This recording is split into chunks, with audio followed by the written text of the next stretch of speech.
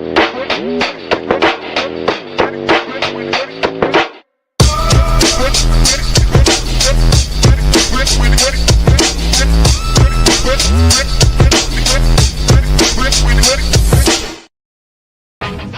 your gear, let's hit the water.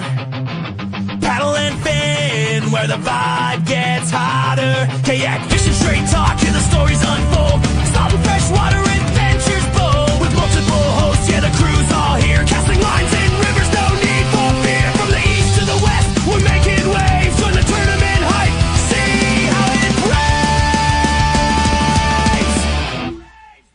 Paddle and fin, we're on the go.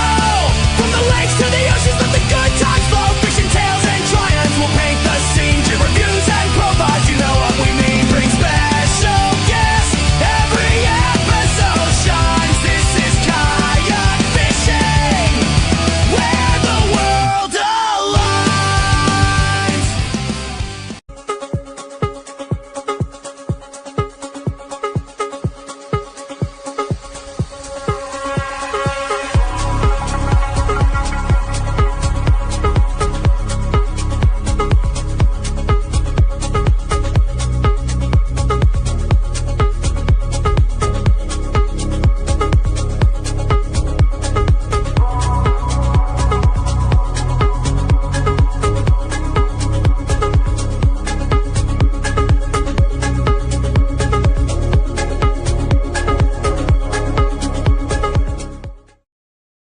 What is going on, everybody? I'm your host, Adam Pross, and I welcome you to another episode of the River Run Podcast. And this episode is going to be really unique because if you're another river angler and you've ever kind of pondered with the idea of fly fishing, have you ever thought about maybe chasing river smallmouth with a fly rod?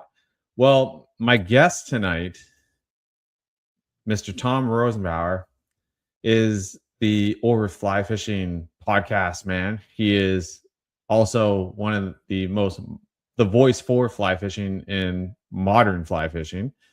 He's written many books as an author and has spent the time to educating a lot of us, me who's somebody who's interested in fly fishing, and has created an entire podcast with a envelope of filing cabinet, I would say, of wealth of knowledge that he's put out there. So before I bring Tom on, don't forget the Kayak Adventure series is going to be on its third stop. It's heading over to I believe it is Virginia, and it is the New River Revival. It's stopping down May 15th through 16th.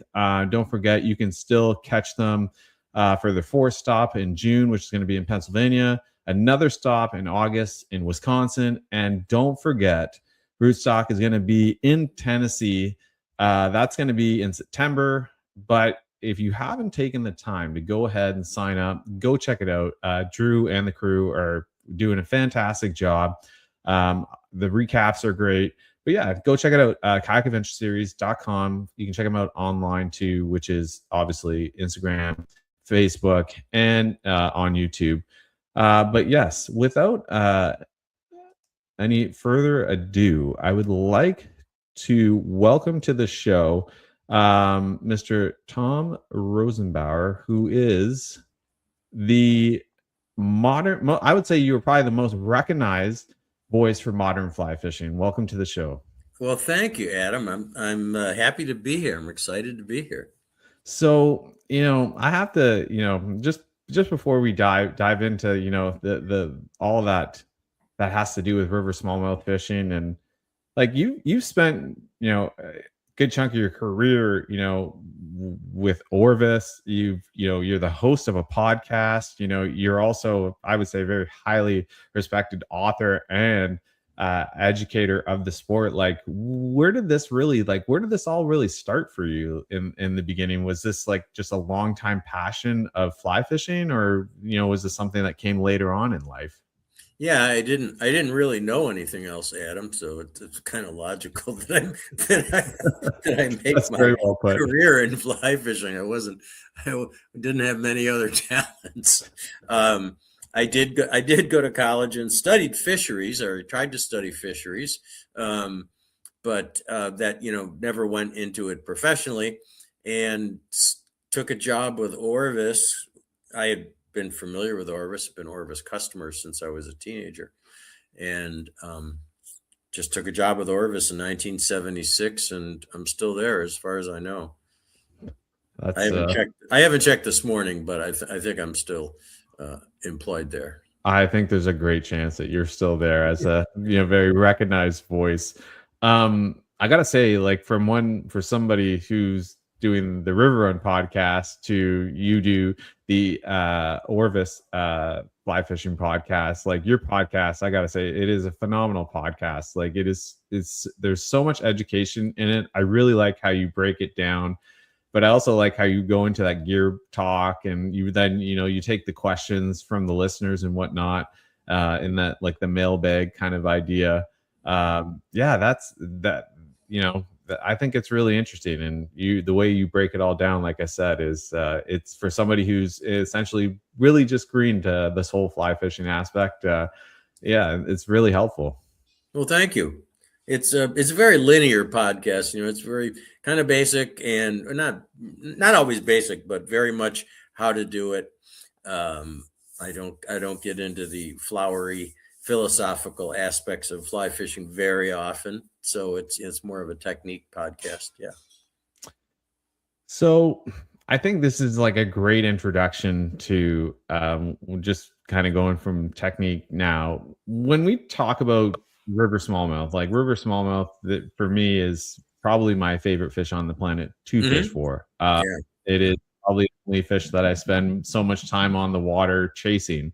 And for years I've traditional spinning gear, but moving forward, I decided back in January, I was like, well, this would be really interesting to maybe make this a challenge and actually go out there and do this with a fly rod.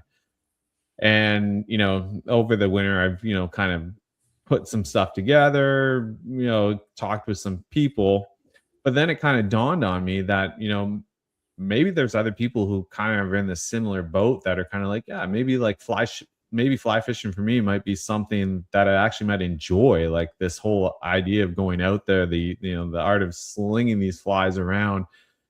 And so I thought, what a great way for a topic of a podcast than kind of like this entry level conversation for fishing for river smallmouth, and how one can get started.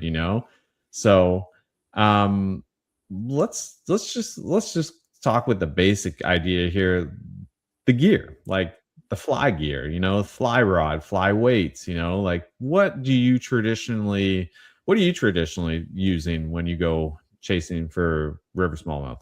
Well, you can use a lot of different rods, Adam.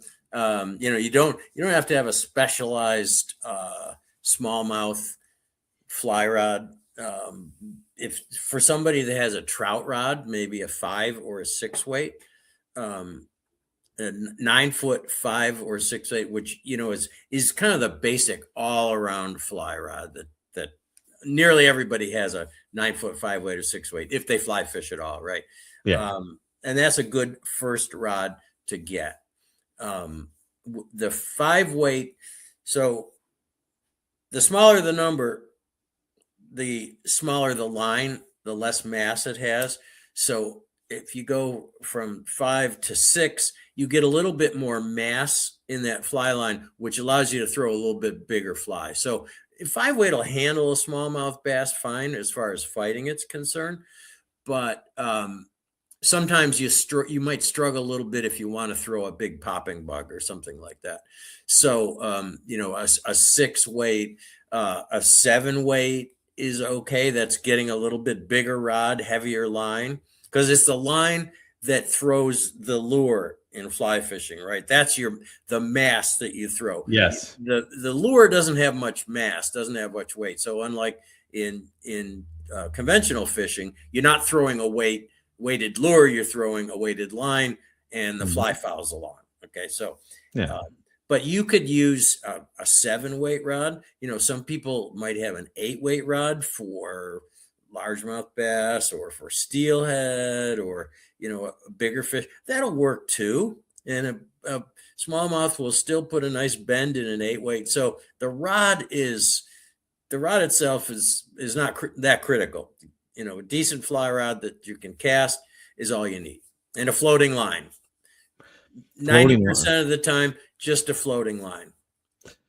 And that's, when you, without going down a complete rabbit hole on fly line here, when you talk about, fly lines, Yeah, and you really, to me, and doing my own research, that, the floating line seemed to be, but they actually carry like Bass Pacific lines, you know what I mean? Like lines that are geared for warm water fishing, Yeah. and like that's, obviously you have sinking lines and whatnot, but like that's a really interesting idea that, for fly fishing, you have an actual line that is geared for bass.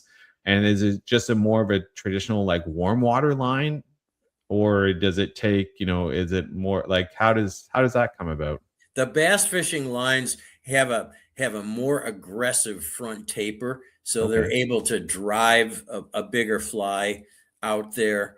But honestly, there are way too many types of fly lines out there, and it's horribly confusing. It is. And you don't, for smallmouth bass, you don't need to get a specialized bass fly line. It might help sometimes. Those are more for largemouth bass where you're throwing bigger flies, though. And whatever floating line somebody has will work just fine.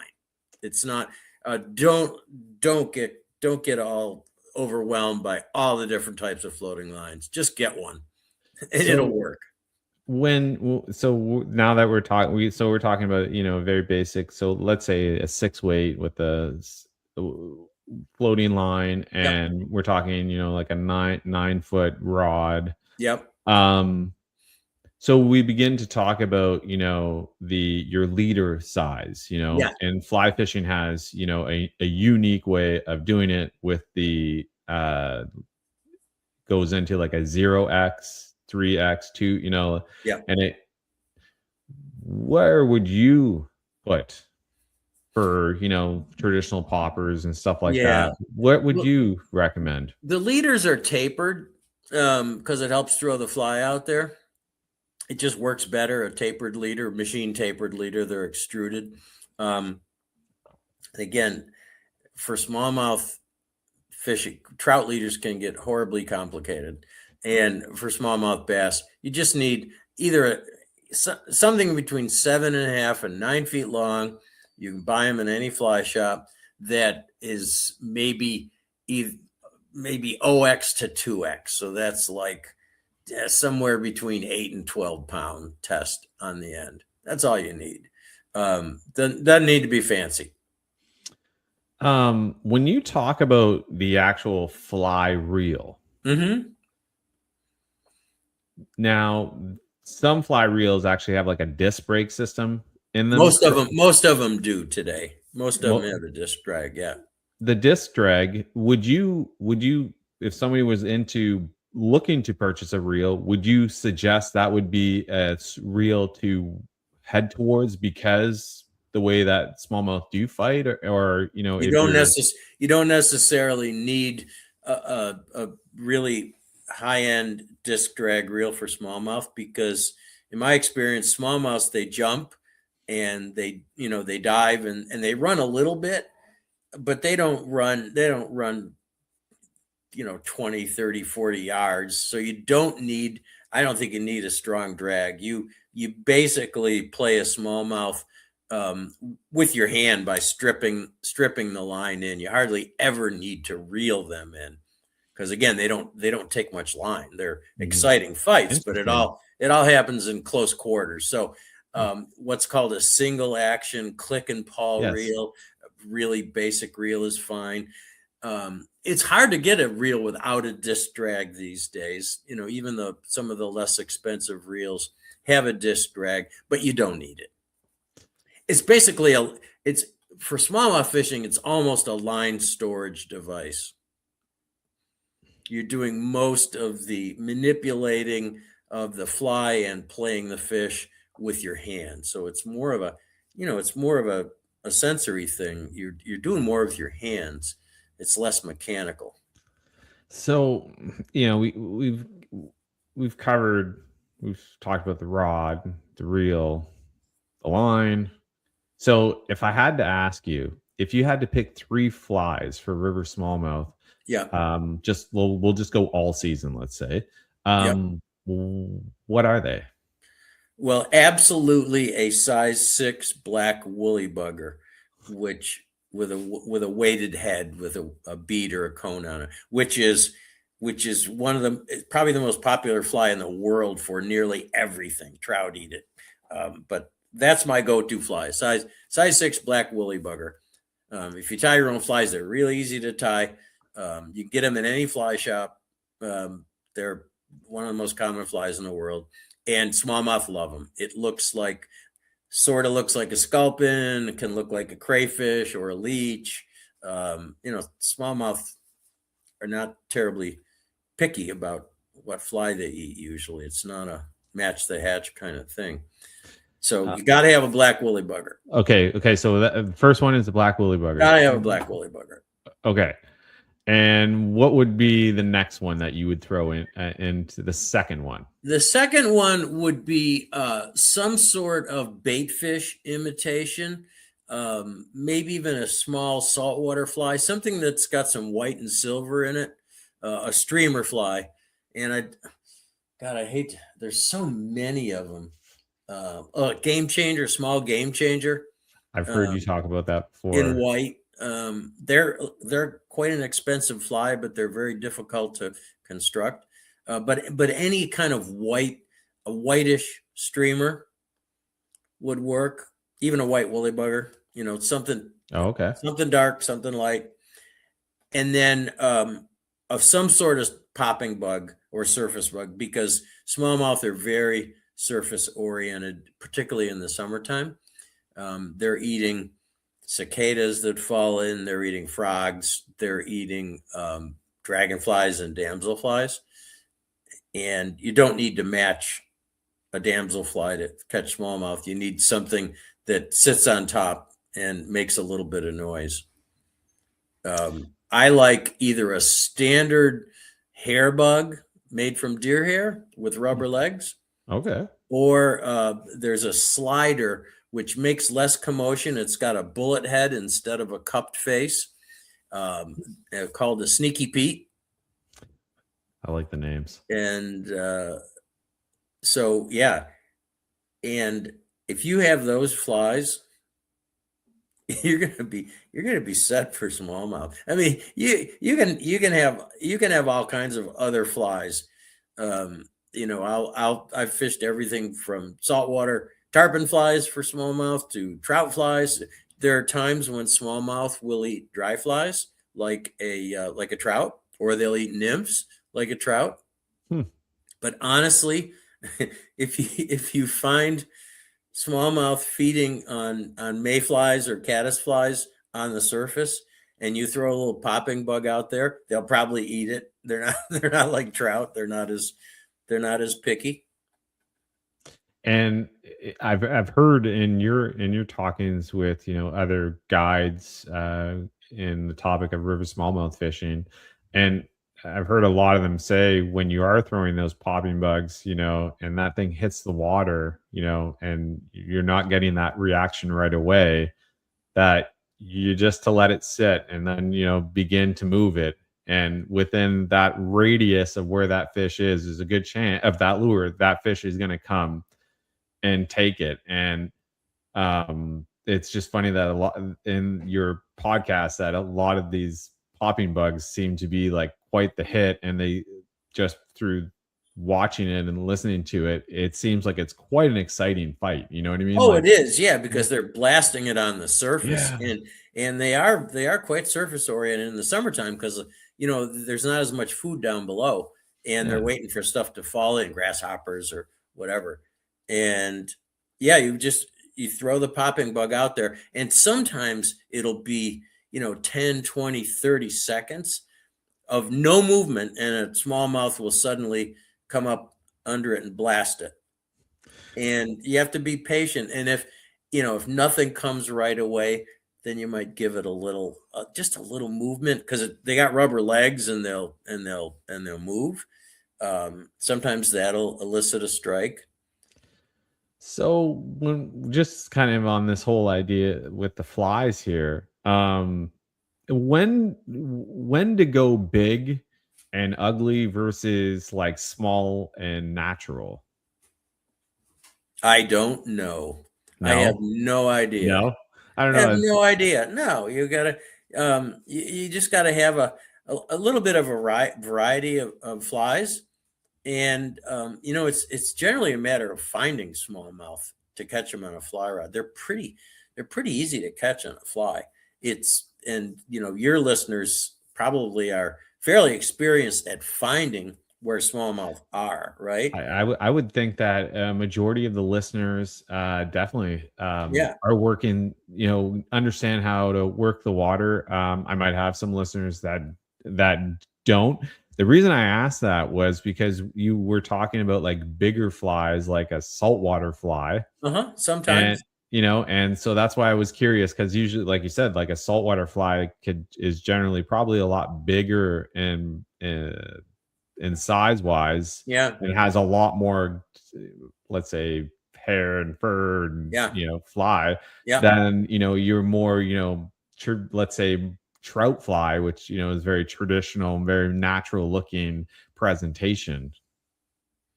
Yeah, and it's like all bass, smallmouth are moody fish, and you don't know what mood they're in until you get out there. And if they're really aggressive, then a bigger streamer or a popping bug might work.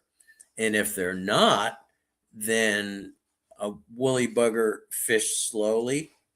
But in any given day, I don't know what the smallmouth are going to prefer. You go out there And just you see what try a works. surface bug first because it's the most fun, right? Yeah. They don't hit that. Then you put on a woolly bugger or some sinking fly. And first you strip it fast. Sometimes they want a really fast moving fly. Sometimes they want a slow moving fly. And there's no rules. The fish have rules, but I don't know them. And it is true, because really when you go out there, what may have worked the day before may not work that Yeah. day, and for whatever reason, it nature is that way. Yeah. When we talk about color Yeah. and Yeah. like really how much does color, let's say, versus like the profile of a fly, and movement, kind of, which one do you kind of lean more to? Does color really, you big on color, or do you just kind of stick to more to the profile of the fly, the way that it's working its way through the water? Yeah, I'm more of a profile person, but I think I've seen times where one color works and another one doesn't. But I'm not so sure if that's just where I happen to throw that color.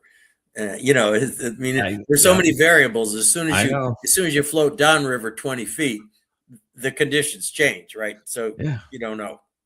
Yeah. But I would go to profile first. So surface versus sinking fly. And then in a sinking fly, kind of a buggy thing like a woolly bugger. And then maybe something slimmer like a bait fish. I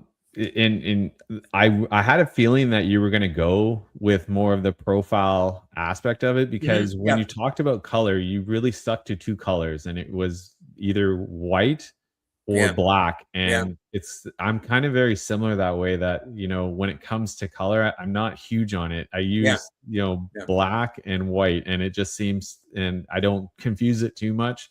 And I'm sure there's a lot of listeners out there that kind of use that same approach, and it is, by all means, if you believe the whole color aspect has it natural, by all means, there's nothing wrong with that. But I think at the same time, I had a feeling you were going to go with more of a profile movement aspect of it over the color. Now there are plenty of really good smallmouth anglers who absolutely believe that color matters. You're just getting Yeah. my opinion, right? Hey, and And I think your opinion is very valid. You know what I mean? Like you're now there's lots of people that catch more smallmouth than me, and oh and and a lot of them believe in color. So maybe it is important some days. Some days it, it isn't. and maybe maybe water clarity comes huge into that part. You know what I mean? Yep. Yep. Um, so when we talk about like presentation, for instance, when you're beginning to get out there and throw flies, and we were just kind of talking about, the way to start it. Um, what's the biggest mistake that anglers make with, let's say, like streamer retrieves? Basically, they don't keep a tight line to their fly. I mean, when you're moving a fly, you need to make sure that you're always tight to that fly. It's always under tension. And the other mistake with a subsurface fly people make is they raise the rod tip to strike, what's called trout striking. Oh, And generally, you're better off doing a strip strike, which is really you just keep stripping. You're stripping the line through your fingers to retrieve the fly. And if you feel something, you just make a longer strip. And once you feel that fish is tight to the fly, is hooked, then you can raise a rod tip. There's a couple reasons for that. One is just the hooking angle is better if you don't raise the rod tip. And the other thing is that if a fish kind of blasts at the fly, maybe to cripple it and doesn't actually inhale it, and you raise a rod tip and yank that fly out of the water, you're done, right? yeah. But if you just make a long strip, the fish might say, "Oh, I got to go get that," and you might have another chance. They So come it's back best to and keep try to that get it. rod tip low when you think a fish is taking your fly, and just keep stripping. So when we talk about like stripping, Yeah, your stripping speed, let's say, yeah. are you how do you make adjustments when you're stripping? Do you base that like off of like water temperature? Like, if it's warmer, do you strip faster? If it's cooler, do you strip slower? Like, does Yeah. that sound right? Yeah, in early season smallmouth, let's say a pre-spawn smallmouth. I mean, I just caught a smallmouth the other day, and the water was, probably 45. Mm. Definitely a pre-spawn fish, Hmm. and you need to move the fly slowly. And sometimes in bigger rivers in pre-spawn, you might even want to have a sinking or a sink tip line, because Oh, you okay. need to kind of crawl the fly along the bottom. And slowly. You don't want to move it fast. They're cold blooded, as you know, and they don't. Their metabolism is pretty low at 40, 45 degree, 50-degree water, and they're not going to chase something very far. No.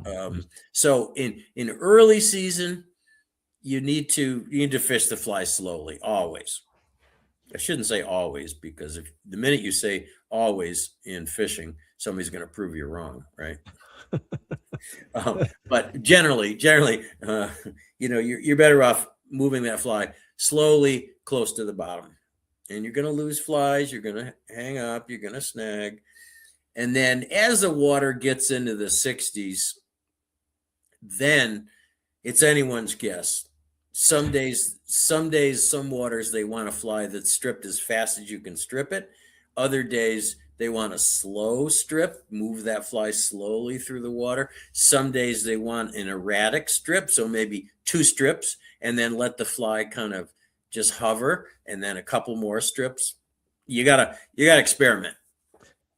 When we talk about, going into the retrieves that really trigger the most eat, Yeah, especially in the current, yeah, not so much. We'll just stay out of this, still water right now. We're gonna talk about the current. yeah. Retrieve, which one do you find really triggers the most bites when you You know, I don't think there is one, because it varies all the time. Generally, you start with how long is that? generally you start with a 6-inch strip, then a pause, then a 6-inch strip, then a pause, and a 6-inch strip. That's the best way to start. And that probably, if they're at all aggressive and hungry, they're probably going to eat that. But sometimes you need a very slow strip. Sometimes just a swing. So if you're in current, sometimes throwing a fly out there and not doing anything and let the current tighten the line and swing below you, you'll catch a smallmouth. But you can fish, you can fish the flies upstream, downstream, across stream. Everyone should experiment, because that's what fishing is all about, right? If we had a standard answer for that, it wouldn't be much fun. No, it's true. Every situation is different. There's a lot more variables that come into play. But yeah, it's one of those things. I was thinking, just for listeners that were, just kind of like me, interested into stepping into the world of fly fishing. Yeah. When you talk, you hear about stripping and retrieves and whatnot, and it does play, it's, you're the one moving the fly, like, opposed to the idea where you're using a reel and you're reeling back the lure. I guess in some ways you're making the lure move, but at the same time you're stripping that line back to you, and how you begin to retrieve, pause, and obviously, like you said, there's going to be variables that come into play, and then we'll change that. Yeah. But I would start with a 6-inch strip with a pause in between. That's generally going to work. If that doesn't work and there's fish there, try something different. Generally, with smallmouth fishing, they're not everywhere, and if I don't get a fish chasing or hitting the fly in a couple casts, I'm going to just move on. There's always that really tough time when you get into river fishing, and it's really when it's low clear water. Yeah. And I feel like this would always kind of come up as a question, but when you're faced with that, like, what kind of adjustments do you make? Well, I might use a longer leader. So I might, because they do sometimes get spooky. And smallmouth is not a terribly spooky fish, but I would go with a 9-foot leader as opposed to 7.5. Maybe a little lighter, something like 10-pound or 8-pound tippet. The tippet's the last piece of monofilament in a tapered leader. And I'd use a smaller fly, just because it's more subtle. I mean, you can fish a lot smaller stuff on a fly rod than you can on a conventional rod. So that's an advantage when the water is low and clear. You can be quite subtle with a fly. And the one thing that I don't want to forget to talk about is crayfish patterns. Smallmouth love crayfish, right? Yes. One of their primary foods. There are a lot of really good crayfish patterns out there. And those are definitely best fished by kind of throwing them upstream, letting them sink, and then give the fly a little twitch, a little strip, so it comes off the bottom, and then just stop and let it drop. Often they take it on the drop, similar to other kinds of lures. But I think a woolly bugger sort of imitates a swimming crayfish, but you can get more specific crayfish imitations, and those are really deadly when the water gets low and the fish get picky. When just without, when you think of, and I'm sure maybe some people, when they think of like, a actual crayfish, and it's actually moving across the bottom, and it kicks up, and it kind of flutters itself away, and then it drops back down. Right. I can see how what you're doing there, just doing that quick pull to bring it up, and then them just like, oh, there's something there, and instantly that quick reaction to want to hit something, also probably stirring up a bit of that sediment on the bottom. Definitely, because you can see it where there'll be like a turtle going across the bottom, and he's kicking up things, and then all of a sudden you can see that there might be actual like smallmouth behind him Uh-huh. following because he's kicked up something and there's a quick meal right there right behind him to take. So yeah, the crayfish pattern, I definitely think that would be if you were going to be getting into this would be one thing to add to your arsenal of flies, you know. Yeah. Yeah, some sort. And there are crayfish patterns that are designed as bass flies, but there are also crayfish patterns that are just the trout flies because trout eat a lot of crayfish too.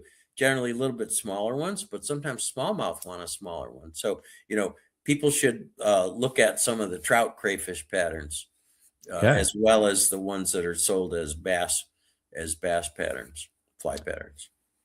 You're what would you when we talk about like, bite windows and we talk about for summertime, let's just go summertime here because that's probably one of the most exciting time to fish river smallmouth. Yeah. Um do you believe in there's a bite window? Are you kind of like that early morning believer that like kind of late afternoon into the evening? Um do you find that, if you because usually if you're going out in the dead of the dog days of summer, that afternoon is pretty up here. It can get pretty hot and sticky, so it usually kind of the bite begins to actually go down, opposed to in the morning or the evening, where I find more of a reliable bite window. Yeah. I've seen things a little differently, but I'm not sure why, but I have never had really good luck first light smallmouth fishing with a fly rod, and I don't know why. Oh, interesting. Okay. Um, Generally, when I find them, this is in rivers. Okay, in lakes, yeah, first light, last light. In lakes is definitely the bite window. But in rivers, um, I find when the water warms up, like late morning to early afternoon, seems to be the best time for me for river smallmouths. Now, I'm usually fishing a popper, a surface fly, so maybe that makes a difference. Interesting. But yeah, No. I've found that the middle of the day fishing is generally better. Okay. All right.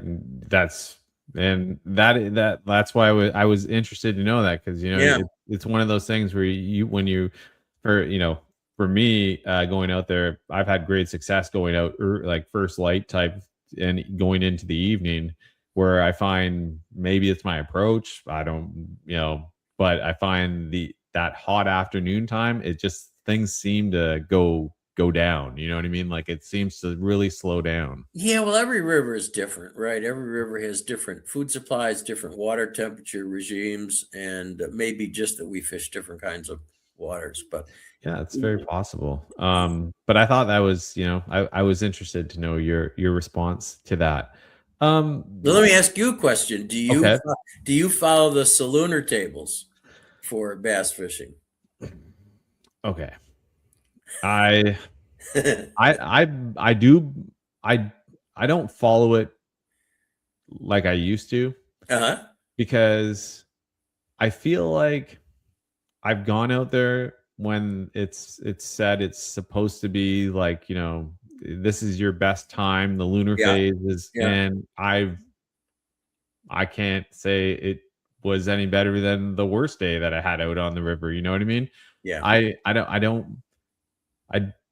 it's I don't really know how I feel about that one. Yeah. How about yourself? Do Well, you I don't follow? either. I don't either, but I have one friend who I was smallmouth fishing with the other day who absolutely believes in the salooner tables and follows them. He's a guide. Um, Mhm. and um, I don't believe that barometric pressure Oh, by itself changes fish behavior because you never have a pressure change without a weather change. I think the weather affects the fish, but that's just my opinion. And um, I've seen times when the salooner tables were absolutely spot on, and I'd go and look it up later and find out that it was a major feeding period. I So uh, yeah. Yeah, I don't know either. I'm just Yeah, I'm just wondering it's what you believe. so it's funny that you brought that up because on a previous podcast I had a guest on. His name is Bill Schultz, and he's like caught like 35,000 smallmouth. And Uh-huh. anyways, he spoke a lot about this, and Yeah. he was like, another guy who he was like, yeah, on this day, he's like, yeah, that's the day. And I look at him and I go, well, you obviously, and like he keeps a record of every adventure out there. So Yeah. like he has the documentation, the Uh-huh. data to, prove. But I don't know. I feel like that's another one and I think this is just another great topic to further go into at some point is, yeah, the whole lunar phases. But I don't know. And maybe listeners can chime into that, and I might actually drop that as a question Oh, at they some point, will.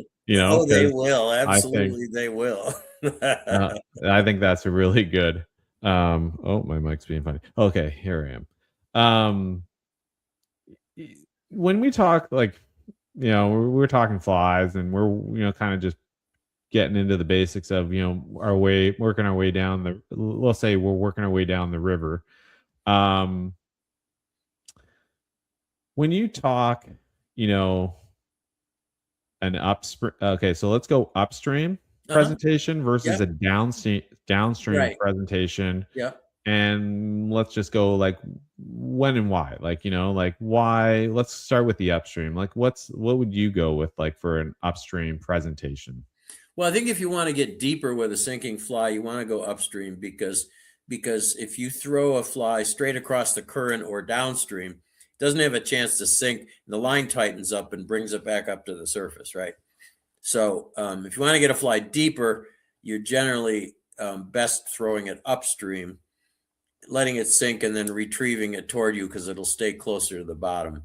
If the fish are really aggressive, then across stream, straight across, perpendicular to the current, um, can be good. Throwing it right to the bank and then stripping it back to you, or sometimes directly, quartering downstream, not quite directly downstream, but quartering Yeah. downstream can work. I think you need to try all those angles. Yeah. You just need, you're standing in a spot in a river, you got your kayak anchored or whatever. Try one upstream, try one straight across, try one downstream, see what works. And I'm sure people maybe ask, even, is, where should an angler stand, relative to the fish and the current, you know what I mean? Like, that's, kind of goes back to what you were just saying. You need to try several different angles at this point. Yeah. And with fly fishing, it's not a distance game, right? It's an accuracy game. So if you're wading, you want to try to get as close as you can within 40 feet of where you think a fish is, because you're going to be able to put your fly right where you want it. If you try to throw a fly 60, 70 feet, it may not go where you want it. So you have to wade carefully because smallmouth are spooky, and you have to Mhm. take your time, not push a lot of waves, not make a lot of noise. But you can generally when you're wading, get fairly close to a smallmouth. So this is a good question, because this kind of ties into what you were just saying there. What do you see the biggest wading mistakes that cost people fish? Like, would really kind of cost you a smallmouth? So we're talking, Easy. Wading too fast. yeah, Wading too fast. Absolutely. Wading too fast. And it's not so much, I don't think the fish can hear the noise that much of your boots along the bottom or anything. But in a still pool, if you push water, those waves propagate ahead of you, and sometimes they propagate like 50, 60 feet away in a still pool. And the fish are looking up, and if they see that water wiggling in a way that it wasn't wiggling a couple minutes ago, they're going to think, oh, there's a heron, or there's an otter, or there's a snapping turtle swimming toward me. yeah. um, they may stop feeding, and they may actually run and hide under a log or something. So yeah, moving too fast, waiting too fast is absolutely the biggest mistake people make. Now, and you get excited. You're going down the Yeah, river. You see yeah. something, and the next thing you know, you pick it up, and yeah, I'm definitely guilty of that because there's been times where I'm like, oh, there's a fish, and next thing you know, I instead of just like kind of taking a moment to okay move slowly, I'm like trotting through the water almost. You know what I mean? Like it's Yeah, I can fly fishing is a real stalking game, it's almost more like hunting where you're stalking an individual fish. Um, Either you see the fish in the water or you got a spot where you suspect there's a fish and you're stalking that spot and you need to go slowly, get into position, and then make your cast. And I think that's I absolutely love wading. Like wading is by far Yeah. my favorite way to Yep. navigate the river, Yep. and I use that very similar approach, even just with like a spinning rod, just Uh-huh. going Yeah. out there and just kind of taking my time working it through. I remember in the beginning, yeah, I could definitely be on that bandwagon of making that mistake where you get too excited and next thing you know you're moving too much water. Yeah, um, yeah. Now in faster water and riffled water, you can move faster because those waves aren't going to propagate. They're going to get dissipated by the riffles and stuff like that. So, if you're in faster water, you can move faster without really bothering things. And the fish don't see as well in broken water, and they're not as spooky. But in a slow pool or stiller water, you gotta take your time. I wanted to ask you something. I traditionally wet wade in the summertime, Mhm. and I don't. So, like, I don't wear waders. Like, I just wet wade. Yeah. But I Yeah. see a lot of people talking about the neoprene socks Yeah. and like wading socks. Is that Right. something that you at like? Do you believe like that it actually makes a difference in that sense? Like, Well, 100%, 100%, because I wear standard wading shoes, my trout wading shoes, whatever, because they either have felt on the bottom or metal studs, so that the rocks are slippery. yeah, You can navigate easier. And if you're doing any amount of walking, and you don't have some sort of sock between the boot and your foot, you're going to get sand and gravel in there, and you're mhm, going to tear up your feet and get blisters. And those neoprene socks cushion everything.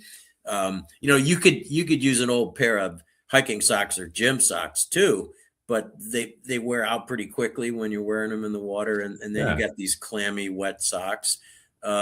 So the neoprene socks are great. You just slip them on, put your wading shoes on, or your tennis shoes, or whatever you're wearing in the water. yeah. Yeah, I they're uh, they're I de- they're not definitely very expensive, and they're definitely a good investment. I'm gonna take your word on that because I Yeah. I was looking at it over the winter time and I was like, that would be neat. Like, because I will either go barefooted in my hiking boot, or Uh-huh. I'll have like just a traditional water style shoe, and yeah, I can definitely feel like the no sock part it gets a little tiring after because you got to sit down, empty out half of the riverbank that you put into it. Right. So Yeah, and you want yeah, to get for smallmouth in your warm water, you want to get half millimeter, 0.5 millimeter okay, neoprene socks. You don't want cool. the heavy trout stream neoprene socks. You want the smaller ones, because otherwise you're going to have to upsize your shoe. If you got a 3 millimeter neoprene sock, then you're not Good going to point. get your foot in your shoe No. very easily. Um, can I ask you, like, just on a personal side, is there one day on the water that like completely changed how you fish for smallmouth at all, or was there like the biggest smallmouth you've ever caught on a fly, like a memorable story that you'd be wanting to share? I wish I had one. I'm sure you have. Yeah, I I'm wish sure you I have could. quite a few. Yeah, I mean, I don't know. I just like catching smallmouths. I don't really agonize over not catching a big smallmouth. I like Yeah. them to be at least a foot long if I can Okay. help it. Because Yeah, I can't. I can think of many years ago a day on the Connecticut River, which is a great smallmouth river and very lightly fished for smallmouth, in a canoe with popping bugs and just catching like 1 2 pound smallmouth after another on the surface. Yeah, that would be an exciting bite because Yeah, any top water is just yeah, like yeah. I mean, torpedoing it. yeah. If It's I can great. get away with it, I'm definitely going to fish a popping bug, but it doesn't always work. Um, if you had one tip that you could give someone, um, you know, for fly fishing for smallmouth, Uh huh. what would you give them? Oh, I could give a couple tips. Okay, we have we They're can go. not that hard to catch on a fly rod. I don't think they're one of the easiest fish. It's a great, if you're starting out fly fishing, you don't want to start trout fishing. They're hard. They're tough.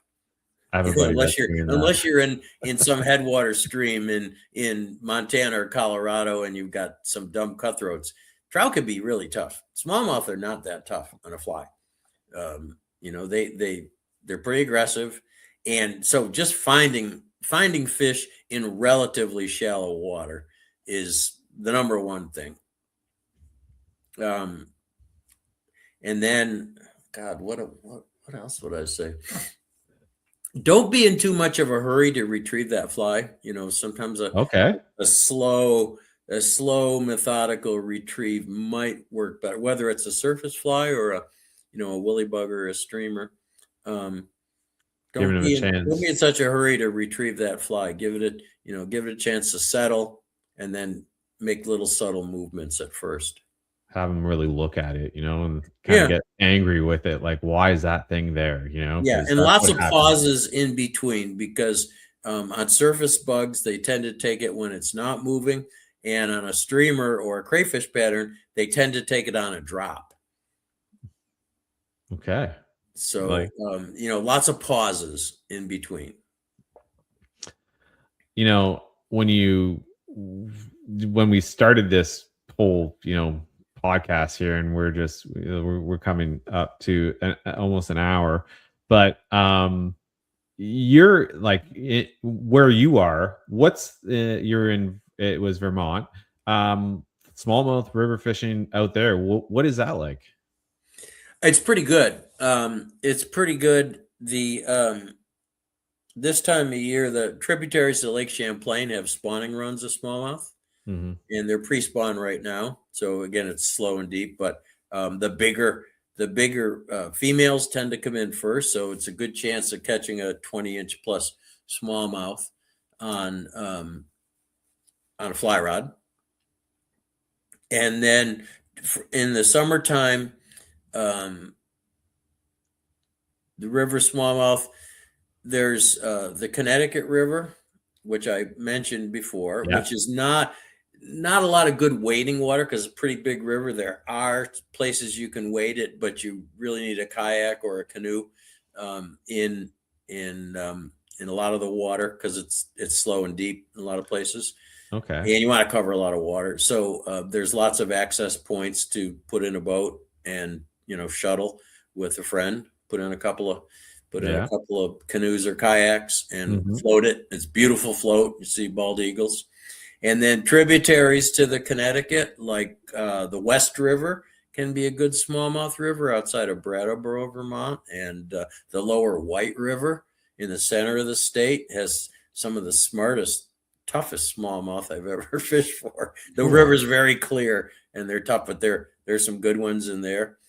And, generally the lower part of any tributary to the Connecticut River is going to have good smallmouth fishing.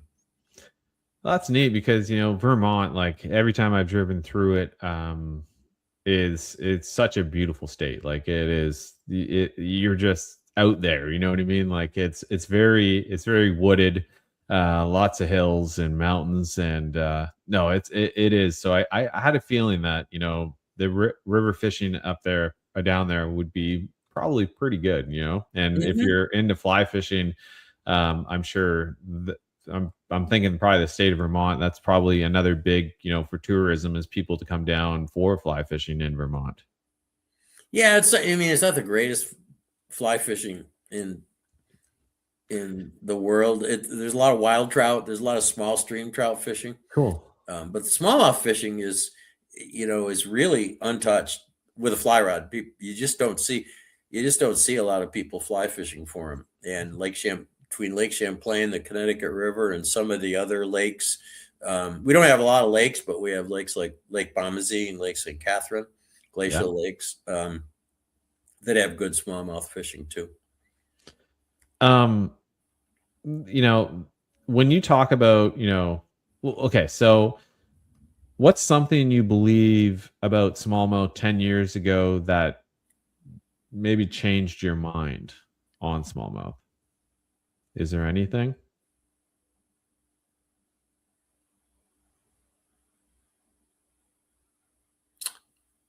Well, I didn't realize how frequently they will eat insects, uh, just like a trout. I was on the Connecticut River. I think it was last summer or 2 summers ago, fishing with a buddy, and there were a bunch of little mayflies on the water, size 18, little tiny mayflies on the water, and we came to the tail of this pool and we saw um, some fish rising, and they looked like big trout. I mean, they were just kind of sipping in the surface film, Okay. just like big trout. And we thought, oh man, there's some trout in here. And we got closer and we realized they were big smallmouth. And we really didn't need to go to a imitation of that mayfly. We just put on a small popper, like a bluegill popper, Okay. and just threw it above the fish and just gave it a twitch, and they would come over and inhale it.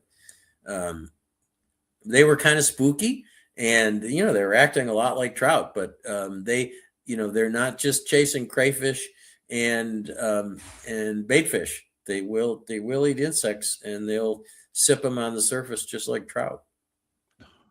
And especially if you're fishing a river with a lot of overhanging trees, Mm-hmm. you know, you got to think that, you know, a lot of these bugs probably end up. And if you've ever seen, you know, like a bug on the surface, you know, floating down the river, that to me, just that little, you know, that little bit of movement that probably draws an attention of Yeah. a smallmouth, you know, at the right moment. So And yeah, there's a lot of dragonflies around there, always looking for a dragonfly to make a blow up. mistake and hit the water. They Yeah. will eat them. Yeah, that's pretty cool when you watch like a smallmouth blowing up over, you know, Yeah. a dragonfly going by. And that's why the little popping bug is sometimes pretty effective along the Amazing. banks where the dragonflies are. Well, Tom, I have to say, thank you so much for coming on the River Run podcast. This has been like such a fantastic episode and just to sit down and talk with you as somebody for me who is really entering the world of fly fishing, and to have somebody like you who, you know, has really in some ways become the voice for modern fly fishing. Um, and you like if you want to let people know, I think they probably know where to find you, but if you do have anywhere else they can find you, you can let them know right now. Well, I think that people that are interested in fly fishing, the Orvis Learning Center Hmm. at howtoflyfish.orvis.com, or just Google Yeah. Orvis Learning Center, it'll pop up. It's mostly video based, and there's a lot of great casting instruction there. There's a whole section on fishing for smallmouth with a fly rod, a whole bunch of videos on largemouth and smallmouth in there, and there's animated knots where you can learn the knots. I mean, you don't need any special. You use the same knots in fly fishing you do in conventional fishing, but it's free, and there's a lot of instructional stuff there, from basic fly casting to more advanced techniques for catching smallmouth. So, yeah. And you generally put out episodes on your podcast. Would that be weekly? Yeah, weekly, usually Mondays. All right. So if you're not following the Orvis Fly Fishing podcast with Tom Rosenbauer, go check that out. Definitely a fantastic podcast. Very well structured, and like I said, it's just fly fishing for people who are interested in it, and it's really cool listening to all the people that send in questions and whatnot, and then getting to the mailbag. So I'm definitely grateful for podcasts like that. Tom, thank you once again for stopping on by the River Run podcast. My guest tonight, Tom Rosenbauer, the Orvis fly fishing, the modern voice of fly fishing, as we would say. I'm your host, Adam Pross, and this is the River Run podcast. Thank you for tuning in to the Paddle and Fin Podcast Network. We hope you enjoyed the show. Don't forget, for future shows, like, follow, share, and hit that subscribe button. Make sure you check out our individual channels and accounts too. Want to be a guest on one of our shows and talk of adventures, gear, or products? Contact us. Thank you for watching the Noob Show with Matt Gibson, Chasing the Tide with Dustin Nichols, The Rusty Hook with John Rapp, The River Run with Adam Fraser Pross, May Contain Fishing with Daniel Woodcock, Chasing the 20s with Carlisle Esterly and Sean Lavery, Friday Night Bites with Brian Schiller. Thanks for tuning into the Paddle and Fin Network. Subscribe,